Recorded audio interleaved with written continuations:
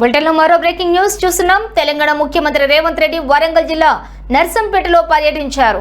రేవంత్ తో సహా వచ్చిన మంత్రి పొంగిరెడ్డి శ్రీనివాస్ రెడ్డి, సీఎం సలహాదారు వేం నరేందర్ రెడ్డి, వరంగల్ ఎమ్మెల్యేలు, నాయకులు, అధికారులు సీఎం రేవంత్ కు స్వాగతం పలికారు.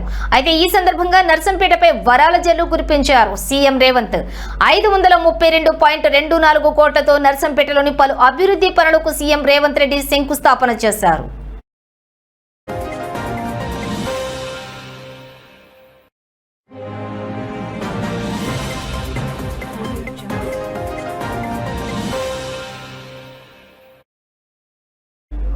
అనంతరం బహిరంగ సభలో పాల్గొని సీఎం రేవంత్ రెడ్డి మాట్లాడుతూ బీఆర్ఎస్ ఈ 10 ఏళ్లలో భారీగా ఆస్తులు సంపాదించారు, కానీ ఈ ప్రాంతం అభివృద్ధిని గాలికి వదిలేశారని మండిపడ్డారు.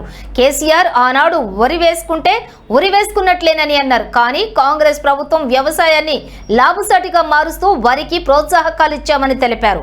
ఉచిత విద్యుత్ పేటెంట్ మా పార్టీ కాదని మా పార్టీదే అని సీఎం రేవంత్ రెడ్డి తెలిపారు. గత పాలకులు ఫామ్ హౌస్లు కట్టుకున్నారు, విమానాలు కొన్నారు, ఉద్యమ గడ్డ వరంగల్ కు మాత్రం ఏమీ ఇవ్వలేదని ఫైర్ అయ్యారు. గత పాలకులు రైతు రుణమాఫీ చేయలేదు. కాంగ్రెస్ ప్రభుత్వం ఇచ్చిన హామీ మేరకు రైతు రుణమాఫీ చేసింది. రాష్ట్రంలో 1,10,00,000 రేషన్ కార్డులు ఇచ్చామన్నారు.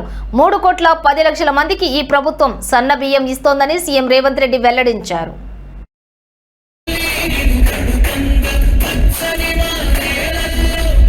తీటనోరు పెట్టుకొని మాట్లాడిర్రు అనుకో ఏ పని జరగదు.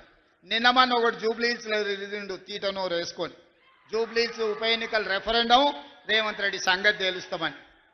మొత్తం జూబ్లీహిల్స్లో అంతా చెత్త అంతా రేవంత్ రెడ్డి తెచ్చిపోసిండు అని చెప్పిండు. ఇల్లు తిరిగిండు, అందరు కడుపులో తలకాయ పెట్టిండు, కాళ్ళకు దండం పెట్టారు. ఇక ఆయన మూతబరి మాటలు చూసిరు. ఈయన తీట అనగాలంటే ఈయన బండకేసి కొట్టాలని గెలిపించుడే కాదు, 25,000 మెజారిటీ ఇచ్చి బండకేసి కొట్టి బొంద పెట్టారు జూబ్లీహిల్స్లో.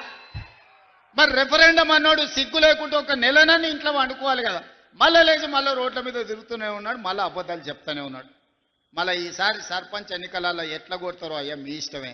మా అక్కలు సలాకి కాల్చి వాత పెడతారో లేకపోతే మా పిల్లలు కోదండం వేసి కొడతారో నాకు తెలియదు, కానీ వాళ్ళని సలాకి కాల్చి వాత పెట్టురు. 2023 అసెంబ్లీలో అధికారం పోయింది. 2024 పార్లమెంటులో గుండుసున్న వచ్చింది. తర్వాత ఎమ్మెల్సీ ఎన్నికల్లో అభ్యర్థులు దిక్కులేరు. మన రెఫరెండం అంటే బండకేసి కొట్టిరు. 4 సార్లు ప్రజలు వంగబెట్టి ఈపు మీద గుద్ది చెప్తే కూడా బుద్ధి రాలేదు.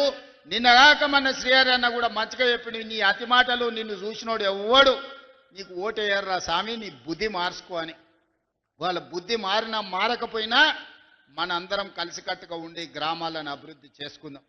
గ్రామాలలో రాజకీయ కక్షలకు తావు ఇవ్వకండి. నేను కూడా ప్రజలకు విజ్ఞప్తి చేస్తున్నా, మీరు ఎన్నుకునే సర్పంచ్ మీ మంత్రి దగ్గర పోయి కూర్చొని మీకు నిధులు తేవాలి. మీ ఎన్నుకున్న సర్పంచ్ ఈ ప్రభుత్వంతో మంచిగా వ్యవహారం చేసుకొని పనులు సాధించుకోవాలి. రోజు పంచాయతీ పెట్టుకొని వచ్చేటోడు వస్తే ఊరికి నష్టం జరుగుతుంది, వానికి ఏం పోదు.